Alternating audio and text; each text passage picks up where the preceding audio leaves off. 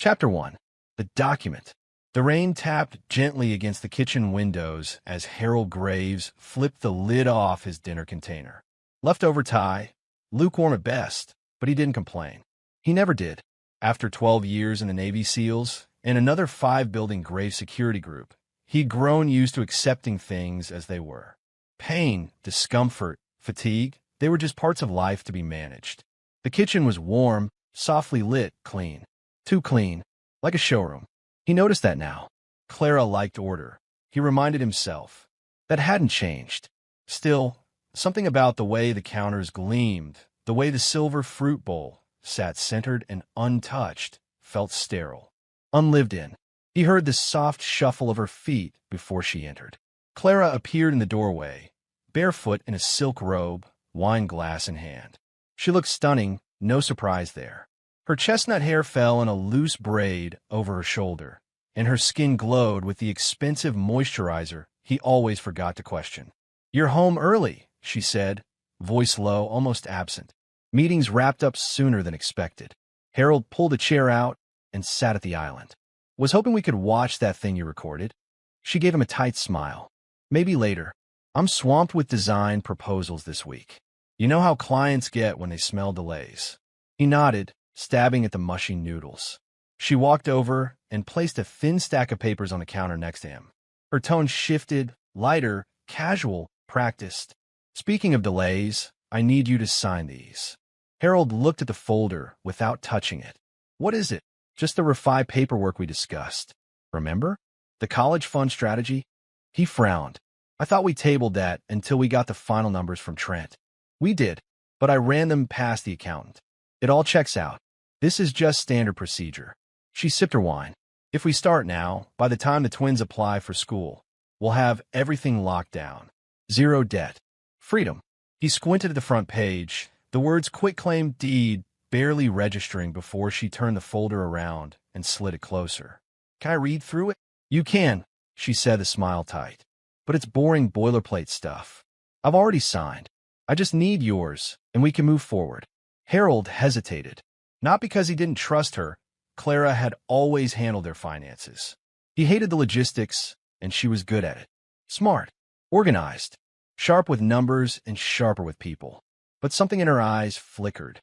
He put the fork down. "Why now? You haven't mentioned this since last month." She laughed a little too quickly. "Because it's been hell keeping up with my schedule and trying to make time to finalize this. And because..." She walked over, rested a hand lightly on his shoulder. "You work too hard, and I don't want to bug you with every tiny detail. I just want to handle it so you don't have to." There it was. Logic. Efficiency. Love dressed up as convenience. Still, Harold's instincts pricked. 15 years with her had taught him her moods, the subtle tells. She used to curl into him after dinner. Now, she kept distance. Even tonight, there'd been no kiss, no small talk. Just the papers. He flipped to the second page. Lots of dense legal language. He made it through half a paragraph before his phone buzzed. Wesley Falcon. Emergency client briefing at 9 a.m. tomorrow. Possible cyber breach. Harold groaned. His mind was already spiraling into firewall strategies and protocol responses. Clara took the pause to refill her glass. "I can walk you through it if you want," she offered. "It's just signing over the current title into the trust. Nothing changes with our ownership. It just protects the kid's future." He sighed and rubbed the bridge of his nose. Okay. Let's just get it done." He grabbed a pen from a drawer. Clara leaned closer, watching intently as he scrawled his signature across the dotted lines. Her eyes didn't leave the page. When he finished, she slipped the folder away almost instantly. Too quickly. He looked up. "Happy." "Relieved," she said, and her smile widened. She kissed the top of his head and walked out of the kitchen, humming softly to herself. Harold sat there, chewing slowly, staring at the now empty counter. The house felt quieter than usual. Too quiet, like the calm before a storm.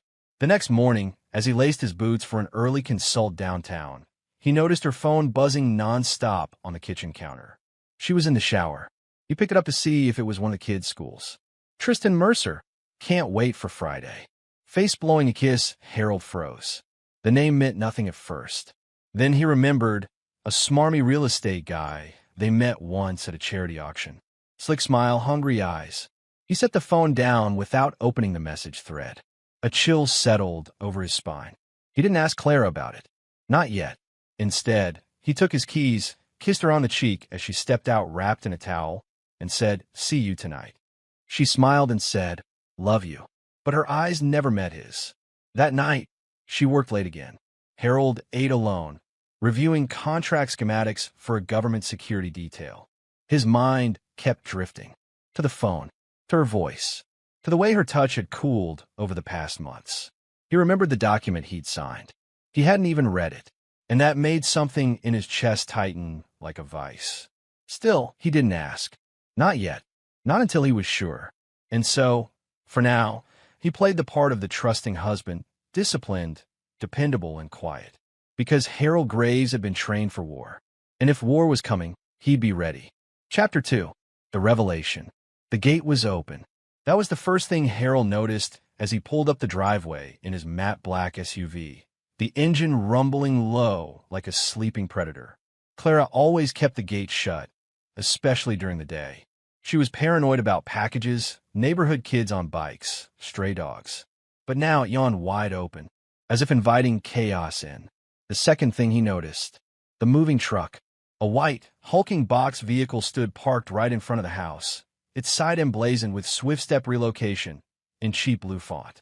Two men in navy uniforms were hauling boxes down the front steps, his steps.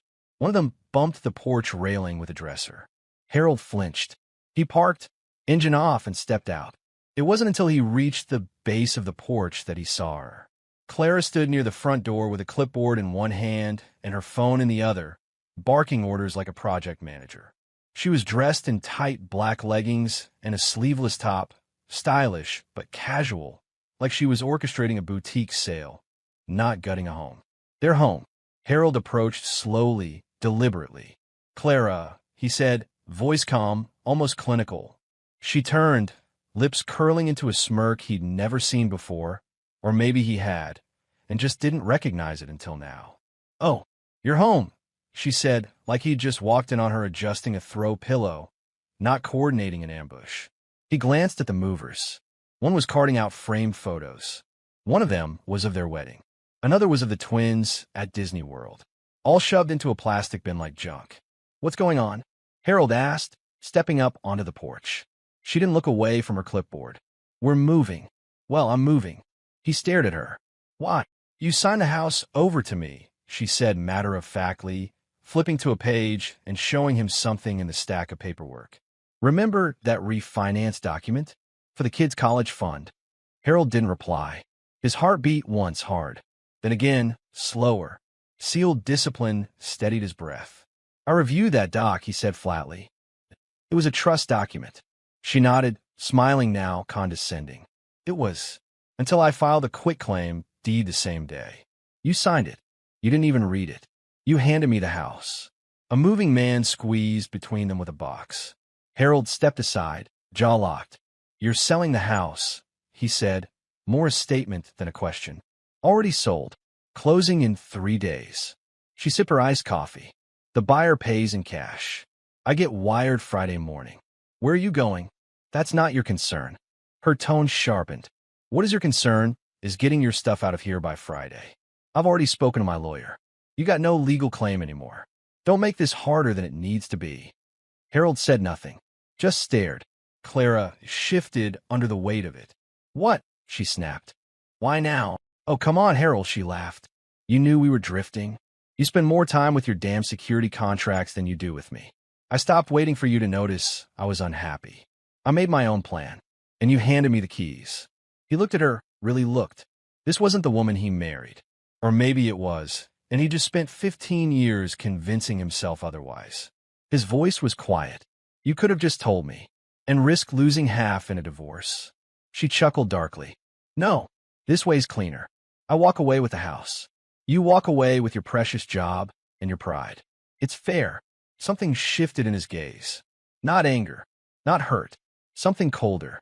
"You've been planning this." "For months," she said, meeting his stare with smug pride. You used our kids as a shield. Clara's face twitched for half a second. They'll understand eventually. He nodded slowly, as if adding that statement to an invisible file in his head.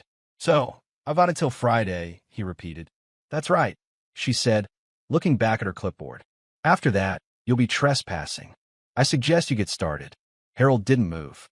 He just stood there a moment longer, watching her direct the movers, watching her cross lines she couldn't uncross. His blood stayed cold, his breathing slow. He'd survived gunfire, abductions, and ambushes in places the average civilian couldn't pronounce. This was emotional IED work. He'd been trained for worse. Without a word, he turned and walked back to his SUV. Inside the car, he sat in silence. She had blindsided him, not with rage or tears, but with tactical betrayal. Paperwork, signatures, timing. It wasn't just a breakup, it was a hostile op, and he hadn't seen it coming. That pissed him off more than anything. Not her betrayal, but his own blindness. He reached into the glove box and pulled out a burner phone, one he hadn't used in months. Powered it on, typed a message to the one person who had stood beside him in war zones, jungles, and shadows. 2. Wesley Falcon, you available for recon? Personal matter. Need eyes on a target. He hit send. The phone buzzed less than 20 seconds later. Falcon, always. Send me the name. Harold started the engine. He wasn't going to scream. He wasn't going to plead. He was going to do what he did best. Observe. Plan. Neutralize. Chapter 3. Surveillance mode. Harold didn't waste time. By the time he pulled into the Grave Security Group's underground garage the next morning, he'd mentally compartmentalized the betrayal. Clara's smug voice still echoed in his head. You signed it. You handed me the house. But emotion was a luxury he refused to entertain. Emotion got men killed in combat. It made you hesitate, and hesitation cost lives. This wasn't a battlefield. Not yet, but the rules still applied. He took the back elevator to the top floor, his office. The glass walls overlooked the city skyline, but Harold didn't pause to admire the view. He strode straight to the private server room hidden behind a false cabinet, entered his biometric code, and stepped inside. Rows of silent machines greeted him, blinking green in quiet readiness. He opened a secure laptop, encrypted with military-grade firewalls, and launched a comm line. Connecting to Falcon, the AI voice chirped. 30 seconds later, the video feed snapped on. Wesley Falcon, Hunter appeared, shirtless and sweating, in the middle of a garage gym somewhere in Arizona. He wiped his forehead with a rag, grinning when he saw Harold's face. Well, Ghost shows up. Did the apocalypse hit? Close, Harold replied. I need eyes on a civilian target. Fast. Falcon's grin faded. Personal? Yes. Falcon dropped the towel. Name and parameters? Clara Graves. My wife. She's been planning something. Just ripped the house out from under me using a forged trust document I signed without reading. There's more to it. I want full digital and physical surveillance. Phones. GPS credit activity. Everything. Affirmative, Falcon said, already moving toward a terminal in the background. You want passive or aggressive? Passive. For now. No alerting her. Understood. Falcon's fingers danced over the keyboard. She'll never know I'm watching. Harold nodded. I'll forward her data packet. I also need you to cross-check recent contacts, especially any patterns involving late-night meetings, unfamiliar male names, business trips. You think she's cheating? I think she's lying, Harold replied, voice like ice. And I don't trust coincidence. Got it, Falcon said, jaw tightening. You'll have something in 48. Make it 24. Falcon grinned. You got a ghost. Harold ended the feed and stared at the screen for a moment. He wanted to believe there was a rational explanation, some version of Clara that didn't involve betrayal.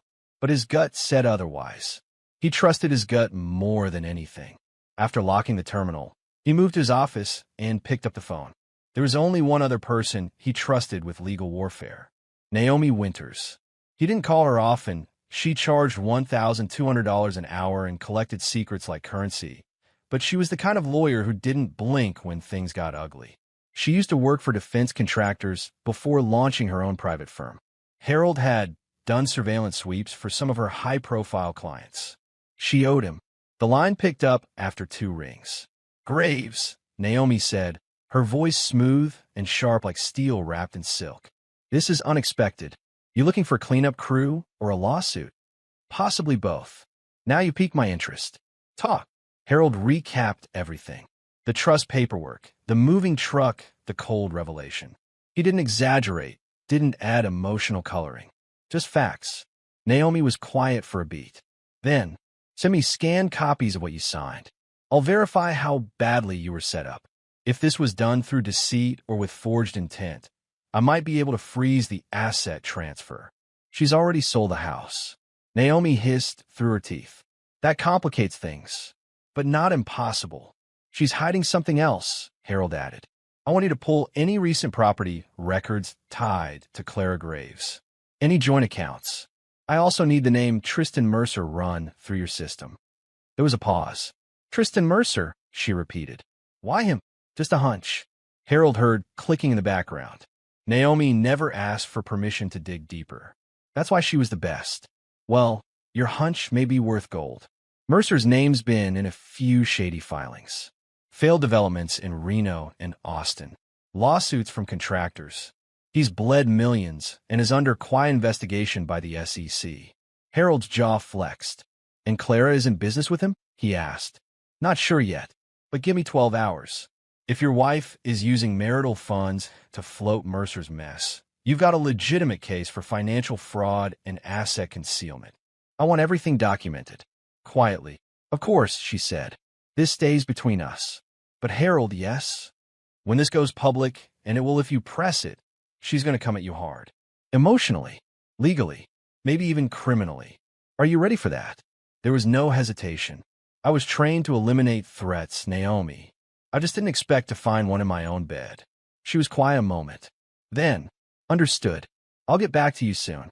Harold hung up and stared at the framed photo on his desk, him and Clara in Santorini, 15 years ago. Smiling. Sun-kissed. Before betrayal wore perfume, and smiled while signing forged documents. He turned the frame face down. That night, Falcon's first batch of intel came through. Clara had dinner reservations 2 nights ago at a private rooftop restaurant with Tristan Mercer. She'd withdrawn $6,200 in cash from an undisclosed account, and her phone had been in a gated residence in the hills, Mercer's known address, for separate times over the past month between 10 p.m. and 3 a.m. Harold didn't need more confirmation. But he wanted all of it.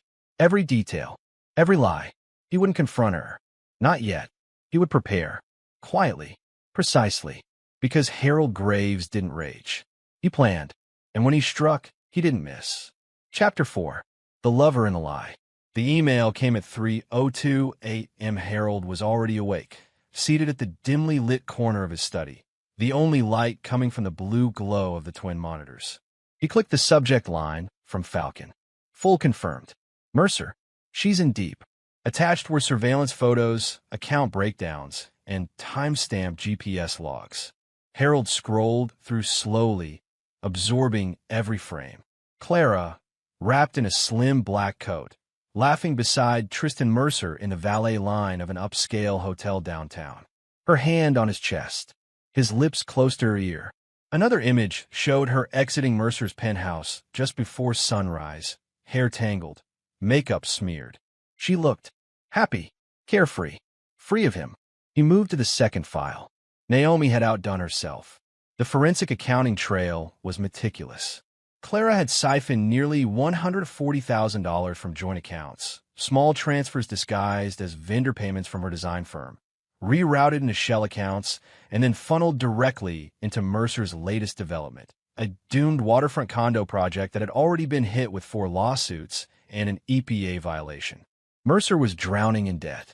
Clara was tossing him a life raft and using Harold's money to do it. He clenched his jaw, the muscle ticking, but he didn't curse, didn't slam anything. Rage was a blunt instrument. Harold preferred surgical precision. He tapped a few keys, opened the audio files Falcon had collected. Hidden mics placed in Clara's Lexus and in Mercer's penthouse had captured more than enough. Clara, laughing. He still has no idea. I showed him those phony college fund documents, and he just signed without blinking. Mercer, smart move, babe. We close the sale, we're out. Costa Rica or Lisbon. Clara, somewhere far, somewhere clean. I've earned it after all those years of playing the perfect wife. She had earned it? Harold inhaled slowly, hand resting over his heart, steady beat, no spike. He clicked stop and shut the folder. This wasn't just betrayal. It was a con job, a long, meticulous ambush. The kind of thing he'd studied insurgents doing overseas, weaponizing trust, exploiting routine. Clara had outdone herself, and now it was his turn. Later that afternoon, Harold met her at the temporary condo she was staying in while the house sale finalized. She opened the door, her face lined with subtle confusion. He hadn't asked to meet face-to-face in days. "Harold," she said, surprised, "did you forget something at the house?" "I was in the neighborhood," he said, his voice calm, effortless. "Thought I'd check in." Clara stepped aside, motioning for him to enter. The place was tastefully decorated, minimalist, and cold. Just like her. She sat on a cream-colored couch, crossing her legs with deliberate elegance. "You've been quiet," she said carefully. "Processing," Harold answered. 15 years is a long time. I needed space to understand where things went wrong." She relaxed slightly, the edges of her expression softening. "I'm sorry for how abrupt it all was. I never wanted to hurt you, Harold." He smiled faintly. "Of course." There was a moment of silence between them. She broke it. "I've spoken to a lawyer. About a clean break. No drama. I'm not after your company or pension or anything like that. I just want the house and to move on." He gave a small nod. "That's fair. You deserve a fresh start." Her eyes lit just enough to betray something underneath. Satisfaction. He leaned back, arms resting over the back of the chair. "So, Lisbon or Costa Rica?" Her face froze. "What? For the new life with Tristan," he said mildly. "I imagine he's leaning Lisbon. Fewer extradition treaties. But the beaches in Costa Rica are hard to ignore." She stared, face draining of color. "I don't know what you're talking about." Harold smiled. "Don't lie. You're not very good at it." She stammered, rising. "You've been spying on me?" "No," he said. "I've been gathering facts. You gave up the right to privacy when you decided to drain our joint accounts and fund a criminal's sinking empire." Her voice hardened. "You signed the house over. Legally. You have no case." "You're right. On the surface, I don't." He stood, stepped closer. "But when a document is signed under false pretenses, fraud, it changes everything. Add financial misappropriation, concealed transfers, and, falsely representing marital assets. Naomi's already working the paperwork." Clara's mouth opened, but nothing came out. He looked at her, this woman he'd once called his everything, and saw only a hollow figure now. Beautiful, calculated, desperate. "He's using you," Harold said softly. "Mercer is circling the drain. You're his oxygen tank. You think he loves you, Clara? He's using your money, your name, your access. And once that runs out, so does he." She snapped back, eyes flashing. "You think you're so much better? You were never home, never present. I had to build my life around your absences." "I didn't expect thanks," Harold said, voice low. "But I didn't expect sabotage either." A tense silence fell. Finally, he turned toward the door. "I'm not going to stop you. Sell the house. Run away. Play house with Mercer. But know this," he paused in the doorway and glanced back. "I'm not done yet. I'm just getting started." Then he walked out. Clara stood in the middle of the room, arms trembling slightly, face caught between panic and confusion. She had no idea how close she was to the edge. Harold would let her think she'd won, let her feel comfortable, while the noose quietly tightened. Chapter 5. The counterstrike begins. The pen glided smoothly across the paper. Harold signed the final line of the closing documents with a calm, measured stroke, the weight of the fountain pen oddly satisfying in his grip. He didn't blink, didn't hesitate, not even when Clara leaned over his shoulder, trying to see if he'd second-guess anything. He didn't, not because he trusted her, because now he was hunting her. Across the table, her real estate lawyer beamed with plastic enthusiasm.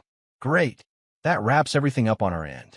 The buyer's escrow will finalize by Friday morning. Clean transfer. Just how we like it.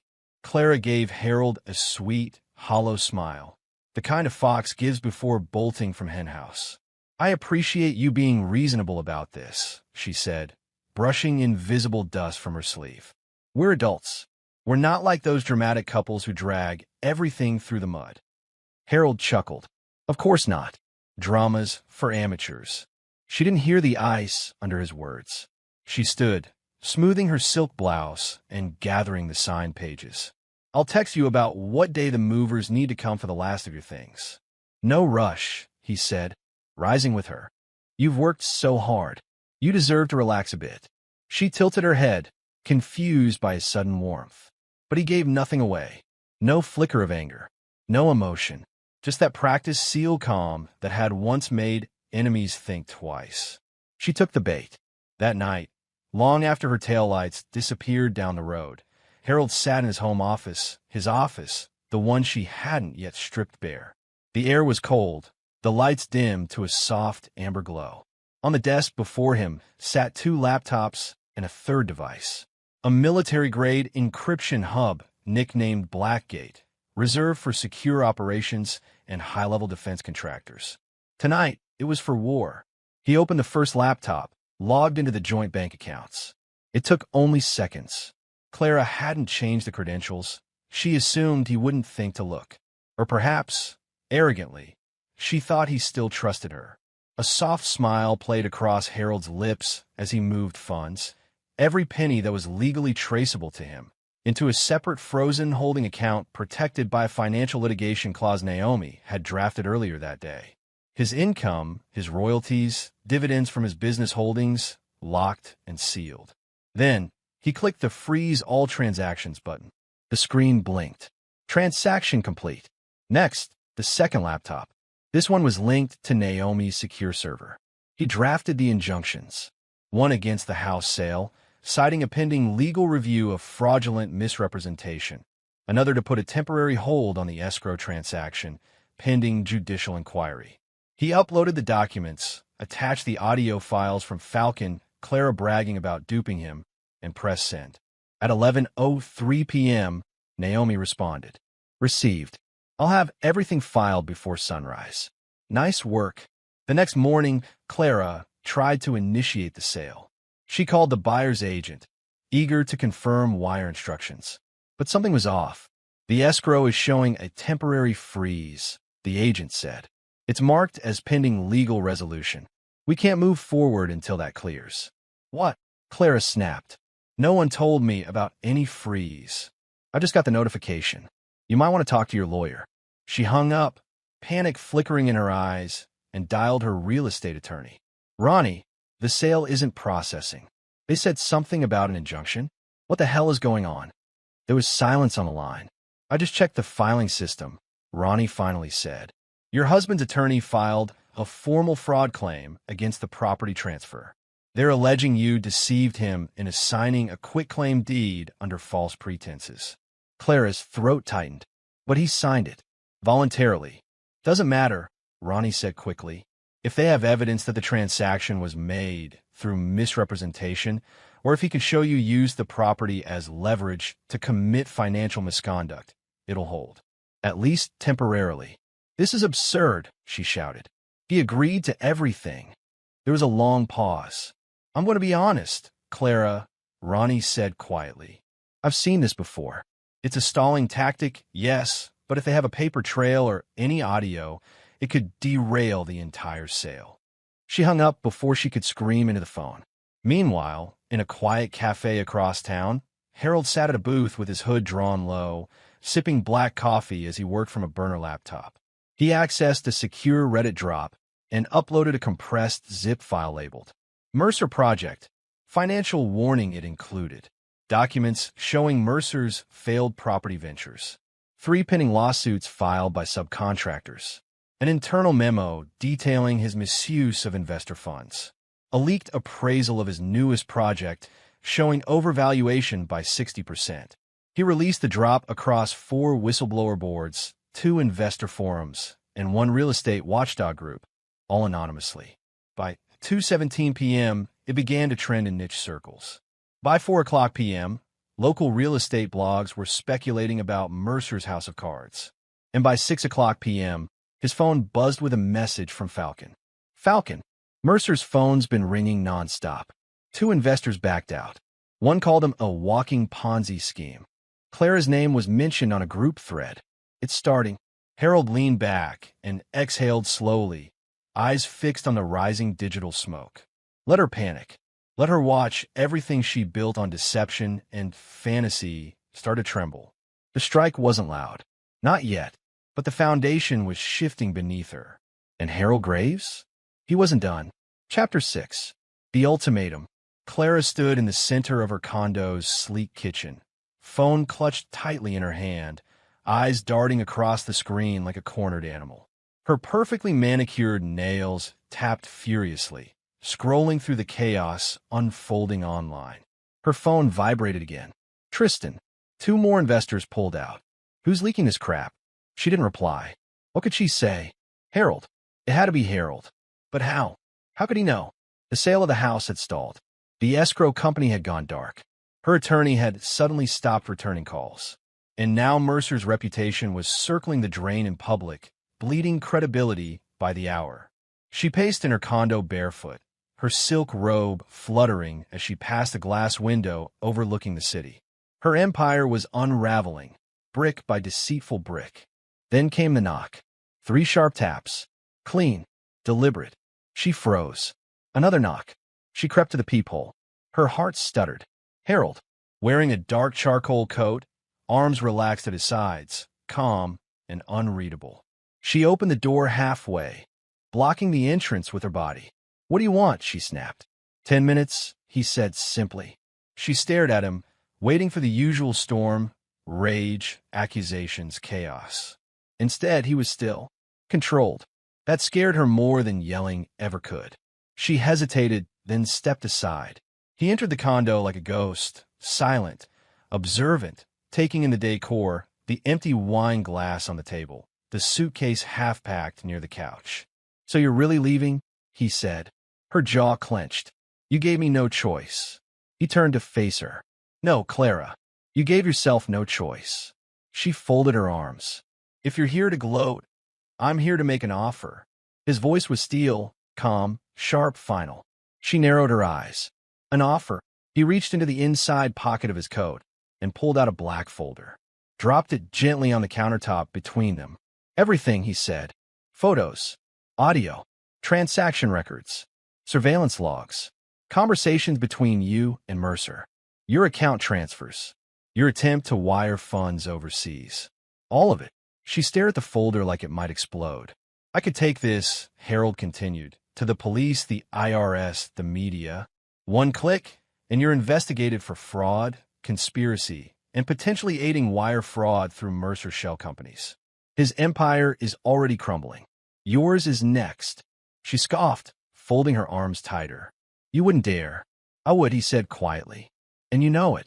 She opened the folder slowly. Each page was a dagger. Her face paled by the 3rd. By the 6th, her hand started to tremble. He had her. Completely. She slammed it shut and shoved it away. This is illegal, she hissed. Surveilling me? Recording me without consent? You think you can just... I don't think anything, Harold said. I know what I'm doing. She glared at him, eyes filled with fire, but behind it he saw fear. You want to ruin me? She spat. Fine. Do it. But don't pretend you're better than me. You were never home. You were always gone, always buried in work. You made it easy for someone like Tristan to step in. I was out building a future for us, he said evenly. You were tearing it down while I was protecting it. Silence hung thick between them.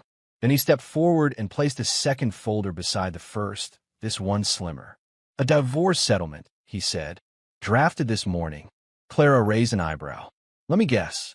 I get nothing. He nodded. No house. No spousal support. No stake in my business. You walk away with the clothes on your back and whatever's not tied to fraud. You sign this, and I won't file criminal charges. I won't leak the recordings. I'll let you disappear quietly. Her nostrils flared. And if I don't? He met her eyes, cold and unwavering. Then you'll watch yourself unravel on every screen in this country. Mercer will turn on you to save himself. Your father's name will get dragged through headlines. And the federal government will tear through your finances like wildfire. She stood frozen, lips parted, blinking rapidly. You wouldn't dare humiliate me like that. I'm not here to humiliate you, he said. I'm here to end this. Clara turned away, pacing, fingers tangled in her hair. You planned this, she muttered. You waited. He nodded. Of course I did. She spun back to him, her voice cracking with rage. You were always like this, cold, calculated, robotic. You never fought for us. You just watched. Me, the kids, everything. Harold's jaw tightened. I gave you 15 years, he said. And you gave me a forged deed and a lover drowning in debt. The condo was dead silent for a moment. She walked back to the folder, flipped it open, scanned the first page of the divorce agreement. Her hands were shaking. I want time to think. No, he said. You have 24 hours. After that, Naomi files everything, and you'll never outrun what's coming. She looked up, eyes glistening, not with sorrow, but fury. You'll regret this, she whispered. You think you've won, but you'll regret going to war with me. Harold stepped closer, leaned in just slightly, his voice like stone. I don't go to war, Clara. I finish them. And with that, he turned and walked out, leaving her standing there, folder in hand, the walls closing in. Chapter 7. Daddy's Little Girl. The mahogany-paneled office smelled of aged cigars and expensive leather. Porter Leland, real estate tycoon, political contributor, and kingmaker behind closed doors, sat behind his desk like a man born into power. His tie was loose, but his presence was not. Clara sat across from him, arms folded, jaw clenched. Her designer coat hung limply from her shoulders, her perfect lipstick cracked at the corners. You let this happen? Porter asked coolly, fingers steepled beneath his chin. You gave him access to surveillance material? You didn't think he'd retaliate? I didn't know he was collecting evidence, Clara snapped. He acted like a damn monk the whole time. Calm, distant, not even angry. Of course not. Men like Harold don't punch walls. They burn cities. Porter stood and walked to the bar card, poured himself a 2-finger scotch. He didn't offer her any. He has evidence of fraud, she said, more carefully now. Recordings, paper trails, account transfers, which you initiated, he said flatly, with money from a joint account. That alone weakens your position. She slammed her hands on the desk. I came to you for help, not a lecture. And I'm giving it to you, he said, swirling his drink. This doesn't get solved emotionally. It gets solved with leverage. She glared at him. So what's your plan? Porter smirked and pulled out his phone. I already called Jacobson. Clara blinked. Jacobson? Asher Jacobson. He nodded. Top-tier litigator. We go nuclear. We bury Harold emotions, make him bleed retainer money. He'll either fold, or his legal team will break, try to keep up. Clara exhaled sharply, finally feeling a flicker of relief. Good. That's good. Porter sat again, his tone turning colder. But you need to stop making emotional moves. No more texts. No more threats. Let Jacobson handle it. He offered me a divorce settlement, she muttered. Said if I didn't sign it, he'd go public with everything. Porter's brow twitched. And I didn't sign. Of course not, he said. You don't bend to ultimatums. We apply pressure until he's the one looking for a deal. The very next day, a legal salvo arrived at Harold's firm, 3 thick envelopes hand-delivered and signed for. Naomi Winters read through them with icy calm, her red nails tapping the table between sections. Petition for spousal compensation, division of assets, and a full forensic audit of your business finances, she said without looking up. They're going scorched earth. Clara's team is demanding half your consulting firm, a stake in Graves Tactical Solutions, and retroactive compensation for emotional damages. Harold leaned back in his chair, unfazed. Leland's behind it. Naomi nodded. Undoubtedly. He hired Asher Jacobson, aggressive bastard. Will drag this out for months, maybe years if he can. He's protecting his daughter's pride, not her innocence. She tossed the papers onto the desk. Your ex's public image is about to be whitewashed. If we don't move strategically, she becomes the victim, and you become the stone-hearted husband who worked too much and ignored her until she found comfort in another man's arms. I figured as much, Harold said quietly. That's why I have something better. Naomi arched an eyebrow. You've been busy again? Harold reached into a desk drawer and handed her a thumb drive. Call this. A background package on Mercer and Porter. She slid it into her laptop. Her eyes narrowed as she clicked through folders. Financial records, shell companies, campaign donations that funneled into Mercer's failed developments, tax discrepancies tied to Porter's foundation. Naomi sat back slowly. Is this what I think it is? I traced a series of ghost payments. Mercer funneled money from one of his failed projects directly into a Leland family foundation. In exchange, Porter helped suppress an investigation from a local DA. There's a paper trail, and Mercer's not exactly discreet, Harold added. He bragged about Porter helping grease the rails during a phone call with Clara. Falcon intercepted it last week. Naomi let out a low whistle. That's enough to trigger federal interest. If we leak this, Harold shook his head. Not yet. We leak it anonymously. Let the press speculate. Let them panic. When they overreact, they'll make mistakes. Naomi's lips curled in admiration. I have to say, you're one of the most composed clients I've ever had. I've handled warlords and arms dealers, Harold replied. Clara and her daddy are just cleaner-looking threats. That evening, the first leak landed on a local political blog. Whispers of corruption. Are Leland family funds tied to failed real estate scams? Within an hour, real estate investor groups picked it up. 3 more sites published the memo. A Reddit thread exploded with screenshots of suspicious donations and PAC money linked to Porter Leland's fund. Clara saw it all from her penthouse suite at the Fairmont. She paced furiously, phone glued to her ear. Dad, tell me you've seen the articles. I'm handling it, Porter snapped. Damage control is already underway. My PR team's drafting statements. This is Harold, she hissed. He's doing this to rattle you. It won't work. She stopped pacing. What if he has more?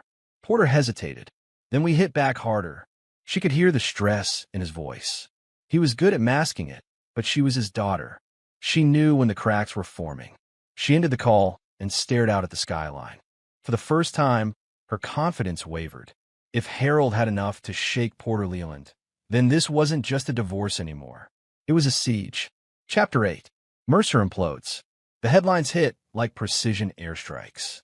Tristan Mercer's empire unraveling amid allegations of fraud.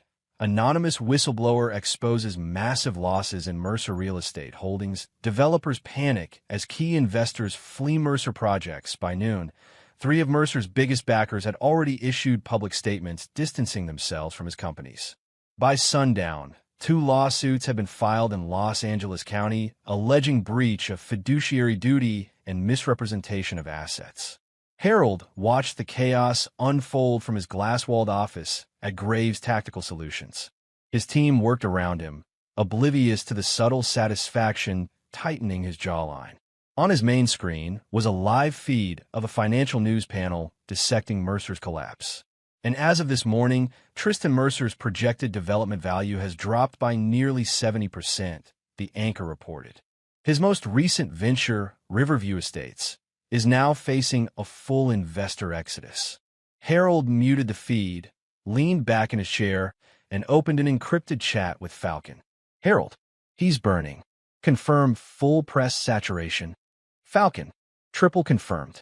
Local media, national finance bloggers, even 2 overseas investor forums. We dropped the fuel. They lit the fire. Harold, good. Watch Clara.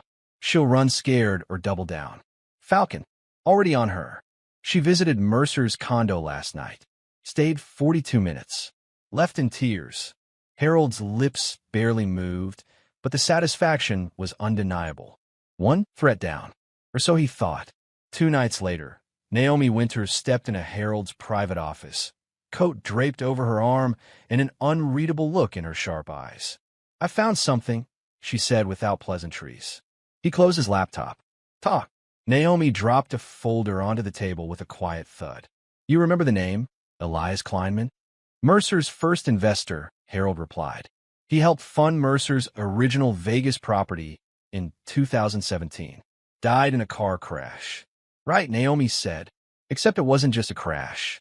It was a single-car incident on a dry road. No drugs. No alcohol. No other vehicles involved. His car veered off a ridge and burst into flames. No black box recovery. Suspicious, Harold muttered. Naomi nodded. But here's where it gets worse. I found something buried in the civil filings from Kleiman's estate. There's a quiet payout, $1.3 million in life insurance, redirected to a shell foundation. That foundation listed Clara Leland as a creative consultant. Harold sat still. Naomi continued. The insurance company paid out because Kleiman had no listed family beneficiaries, and this foundation had a signed directive filed only 3 weeks before his death. She got the payout? Harold asked, voice low. Naomi nodded once. Not directly, but yes. I traced the money. The foundation dissolved 6 months later. The funds were absorbed into an interior design LLC that Clara launched around the same time. Guess what that firm helped design? Harold didn't need to ask. Mercer's Las Vegas project, Naomi said, confirming it anyway. It gets better. Kleiman and Clara had phone and text contact leading up to his death. Not business-related. Intimate. Harold stared at the folder, mind assembling a new puzzle. She was sleeping with Kleiman, he said. Looks that way, Naomi replied. And when he died, she benefited quietly but financially. Then she latched onto Mercer, who was already in over his head, and used your money to keep his empire afloat. Harold stood and walked to the window, arms folded tightly across his chest. The skyline sparkled with the illusion of peace. Beneath it, corruption spread like mold. So now, I've got a wife who committed marital fraud, funded a failing developer with stolen assets, and might be tied to the mysterious death of a former investor she was likely sleeping with. Naomi smirked. She's nothing if not consistent. He turned back to her. What's the statute of limitations on beneficiary fraud? Depends. But if there's any trace of coercion or proof she influenced the policy while in a romantic relationship, it opens doors. Especially if the death was suspicious and she had financial motive. Harold exhaled slowly, eyes narrowing. Dig deeper. I want to know everything. Texts, emails, even if it's buried in deleted drives or burner phones. If there's a ghost in her closet, we exhume it. Naomi nodded, already tapping notes on her phone. I'll loop in our digital forensics guy. Kleiman's phone logs are sealed, but not inaccessible. She paused at the door. One more thing. Harold looked up. Clara's been sniffing around your old military records. She made a call to a defense contractor last week, asking questions about your deployments. His face hardened, looking for leverage. Or dirt. He shook his head. There is no dirt. Naomi gave a tight smile. I figure as much. But she's desperate, and desperation breeds recklessness. As the door clicked shut behind her, Harold turned to the file on his desk. Elias Kleiman. He remembered the name vaguely from headlines, just another wealthy investor lost in the high-risk world of development. But now, he looked like another rung on Clara's ladder, a rung that had burned, literally, when it stopped being useful. And if she had anything to do with his death, even tangentially, it meant her corruption ran deeper than Harold imagined. It wasn't just about betrayal anymore. It was about danger. Chapter 9. Threats and Protocol Echo. The first warning came as a midnight call. Harold's phone vibrated sharply on the bedside table. He reached over, eyes still heavy from a restless night. The number was masked. He answered. A deep, distorted voice whispered, "Stop digging graves, or things get ugly. Real ugly." Then the line went dead. Harold sat upright, heart steady, mind already racing. Clara's desperation had crossed into dangerous territory. 2 days later, as Harold left his gym, a black SUV slowed beside him. The passenger window rolled down, revealing a grim-faced man with cold eyes. "We're watching you," the man said, voice low and threatening. "Tell your wife to tell you to stop." The SUV sped away before Harold could respond. Back home, Harold laid out the events to Naomi. Mercenaries. Threats. They're not just playing games. Naomi nodded grimly. When a private war turns personal, You don't just need lawyers and evidence. You need protection. Harold's jaw tightened. We got eyes everywhere. Falcon's handling counter-surveillance. But Clara's getting reckless. The final straw came during a terse meeting at Neutral Cafe. Clara appeared, eyes fiery, demeanor icy. She slid an envelope across the table. "Enough games, Harold," she said, voice sharp. "I have proof. If you push harder, I'll see you behind bars. Kleiman's death, your fingerprints will be all over it." Harold's expression didn't waver. "Is that a threat or a promise?" "You know what I'm capable of," she spat. "Walk away, or I bury you." He smiled coldly. "You're running out of cards, Clara." That night, Harold activated Protocol Echo, a secure, encrypted vault containing every piece of evidence: audio, video, financial records, text logs, and forensic analysis was compiled and simultaneously dispatched to the FBI, IRS, and insurance fraud investigators. The digital package was impenetrable, time-stamped, and authenticated by multiple layers of encryption and notarization. Within hours, Clara's world began to collapse. Her Swiss accounts were frozen. The FBI opened investigations. The IRS flagged suspicious transactions. Insurance investigators reopened Kleiman's case. Clara, realizing the noose was tightening, booked a flight to Zurich. At the airport, just as she prepared to board, uniformed agents intercepted her. Handcuffs clicked. Her plan to escape crumbled. Chapter 10. The Collapse. The morning news was relentless. Headlines splashed across every major network and online portal. Clara Leland charged with fraud, conspiracy, and wire theft. Political donor Porter Leland under federal investigation. Real estate developer Tristan Mercer vanishes amid financial scandal. Harold sat at his office, hands folded calmly on his mahogany desk. His eyes traced the headlines but gave no flicker of surprise or triumph. He was a man who had seen darker battles, and this was merely another war front. The phone rang. Naomi Winter's voice crackled with controlled intensity. "FBI just raided Clara's condo. They seized financial records, computers, and personal devices. They're building a mountain of evidence." Harold nodded silently. "And Porter?" Naomi's tone darkened. "He tried to reach you yesterday." Harold's eyebrows lifted. "What did he want?" "To buy your silence," she said flatly. "He sent a private courier with a briefcase full of cash. And he underestimated you. You reported it to the FBI immediately." Harold's lips curled in a slight smirk. "He's playing with fire." "Not just fire," Naomi said. "The FBI's now investigating him for bribery and obstruction of justice. His political donations are under scrutiny, too." A cold smile crept across Harold's face. The mighty fall fast. That afternoon, Harold met with Falcon in the secure conference room of Graves Tactical Solutions. "Mercer's gone dark," Falcon reported. "No phone activity, no bank transactions. He fled overseas, no doubt. Likely laying low in some tax haven." "Good riddance," Harold muttered. "Let him rot." Falcon nodded.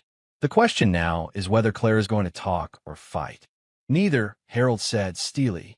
"She'll face what she deserves." In a courtroom just blocks away, Clara sat behind glass, her once polished appearance now haggard. Dark circles rimmed her eyes. Her hands trembled slightly as she listened to the charges read aloud.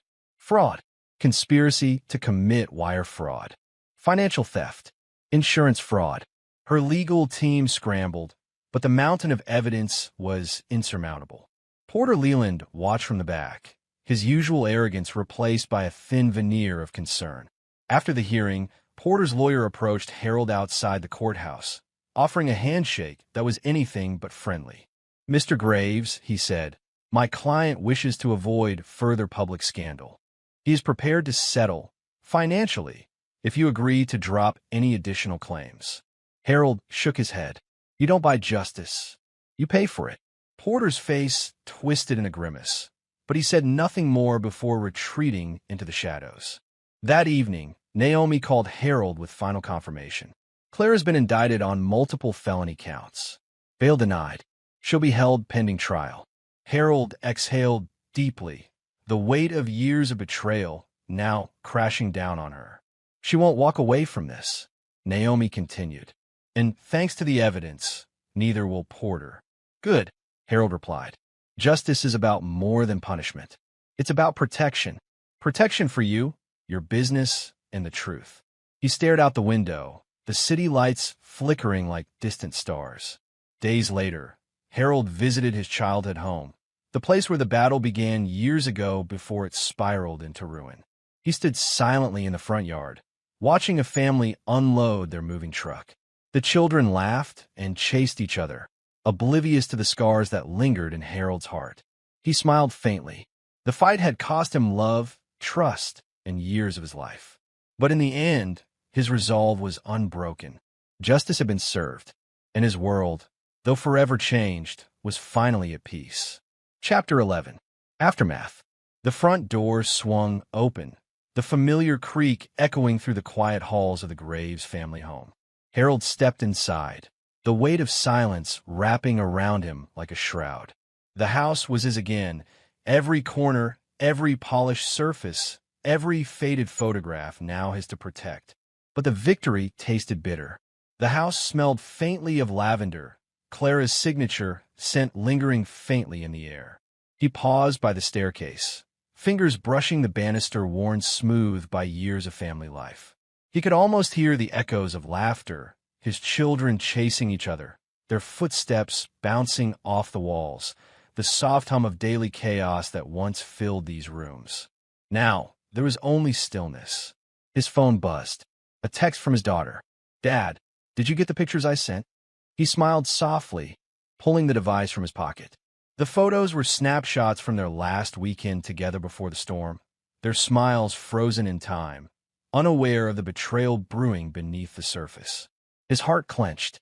Later that evening, Harold sat in his office, the glow from his computer screen casting long shadows.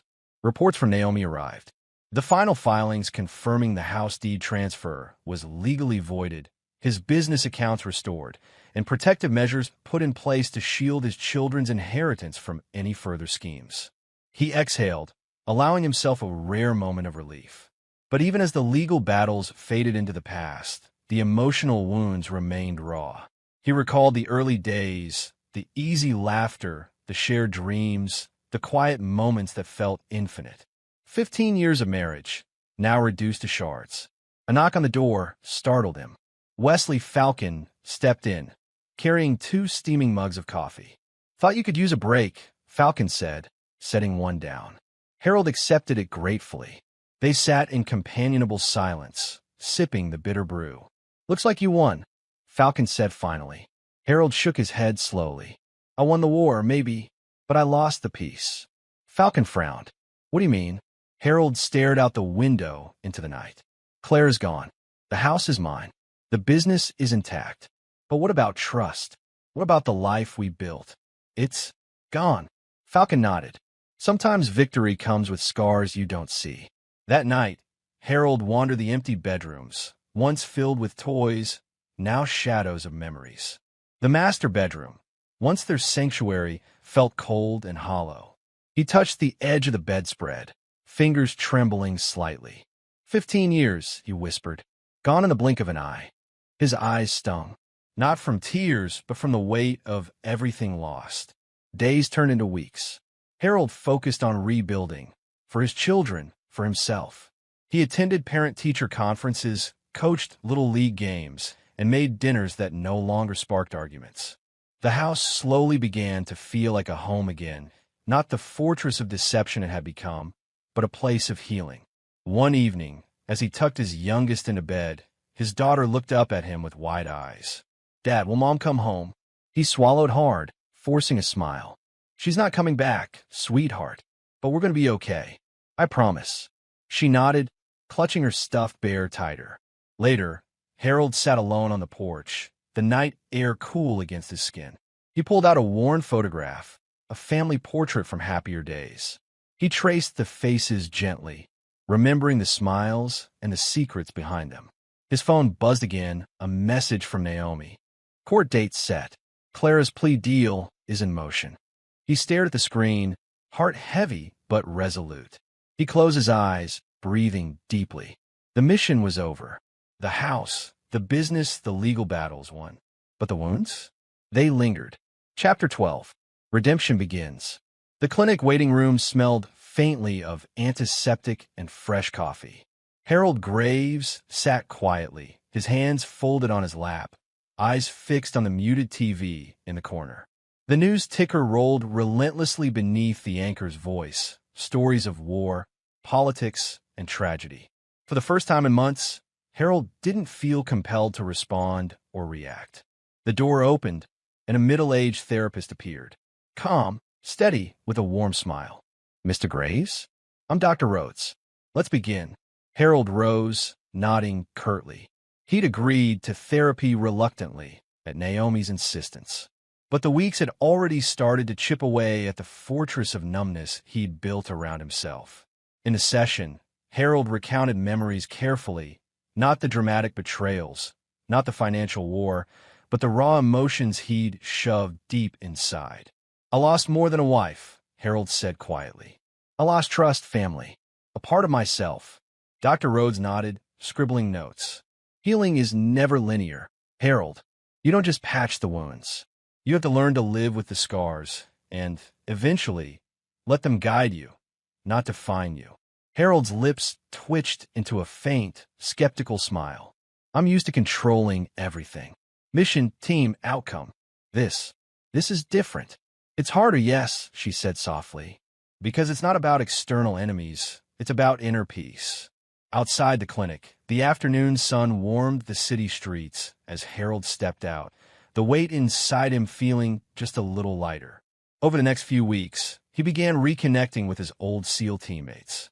The brotherhood that had once been his anchor now became a steady shore. One evening at a quiet bar near the marina, Harold slid onto a stool next to Wesley, Falcon, who grinned broadly. "Look at you, softening up," Falcon teased, raising a glass. Harold chuckled, the sound unfamiliar but welcome. "Had to. Might as well survive this thing." "Good," Falcon said. "Because you're not alone. We got your six, always." The two clinked glasses. Around them, laughter and easy camaraderie replaced the tension Harold had carried for months. At Graves' Tactical Solutions, a quiet rhythm was returning. Naomi Winters dropped by Harold's office one afternoon, carrying a stack of files and a determined look. "Got a minute?" she asked. "Always," Harold replied. She pulled up a chair. "I want to introduce you to someone." From the doorway stepped a woman, sharp-eyed, grounded, with an easy confidence. Her name tag read Lena Matthews. "Lena's part of my legal team," Naomi explained. "She's been helping coordinate the financial cleanup." Lena smiled warmly at Harold. "I've heard a lot about you. Mostly good things." Harold raised an eyebrow. "Mostly," she shrugged. "Well, you're a bit of a legend. Navy SEAL turned consultant. Also a man who doesn't give up." Their eyes met for a brief moment, not charged or hurried, but steady. Days turned into weeks. Harold and Lena found themselves crossing paths often, at meetings, casual lunches, even the occasional late afternoon coffee in the office break room. Their conversation started light, favorite books, music, travel. Slowly, they grew more personal. One Friday, as the sun dipped low, Harold stood outside the office, stretching his neck. Lena approached, holding 2 coffees. "Thought you might need a refill," she said with a teasing smile. "Thanks," Harold said, accepting the cup. They walked out together, the air crisp and cool. "So," Lena began, "how's the rebuilding going?" Harold considered. "Slow, but steady. Every day feels like putting bricks back in place." She nodded thoughtfully. "Sounds familiar." He looked at her. "What do you mean?" "Everyone's got their battles. Some just wear them better." Harold smiled softly. "I'm learning not to hide behind my armor anymore." Lena's eyes shone with understanding. "That's a start."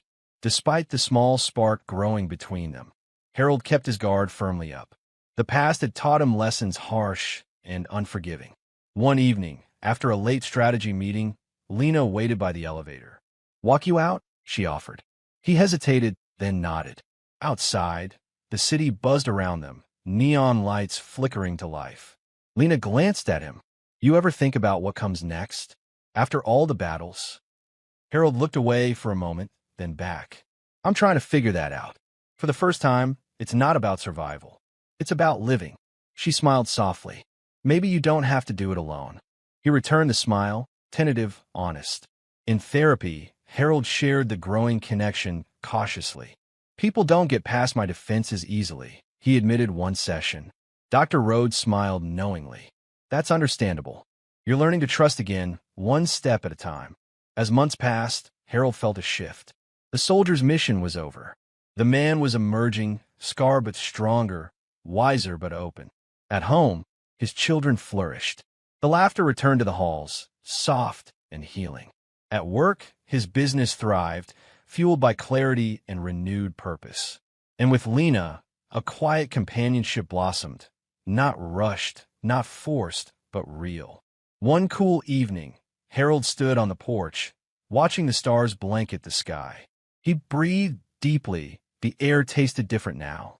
The mission was done. The soldier's fight had ended. But the man's redemption? It was only just beginning.